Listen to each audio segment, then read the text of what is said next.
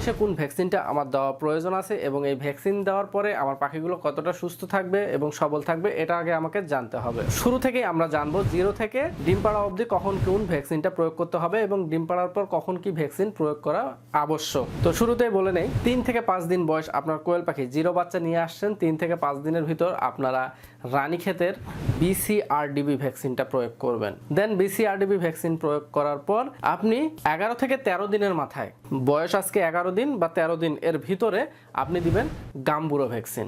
তাহলে ভ্যাকসিন আমি 3 থেকে 5 দিনের ভিতর একটা প্রয়োগ করলাম BCRDB রানীক্ষেতের, এবং 11 থেকে 13 দিনের ভিতর আবারও প্রয়োগ করলাম গাম্বুরো ভ্যাকসিন। ভ্যাকসিনগুলো অনেকেই চোখে দেয় এবং মুখে 1 ফোঁটা এবং চোখে 1 ফোঁটা দেয়।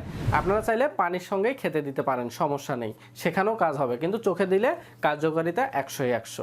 তো ভ্যাকসিন 13 দিনের ভিতর 2টা আমি কমপ্লিট করে ফেললাম। এখন আমাকে 18 থেকে 21 দিনের মাথায় এর ভিতরে আমাকে দিতে হবে রানীক্ষেতের আবারও BCRDB, এবং 26 থেকে 28 বা 29 দিনের মধ্যে আপনাকে দিতে হবে আবারও গাম্বুরো ভ্যাকসিন। তাহলে এই 4টা কোর্স আমার 30 দিনের ভিতরেই কমপ্লিট করতে হবে। 30 দিনের ভিতরে তাহলে আমার 4টি ভ্যাকসিন। মনে রেখেছেন? না যদি মনে থাকে আবারও ভিডিওটি রিভাইন্ড করে দেখবেন।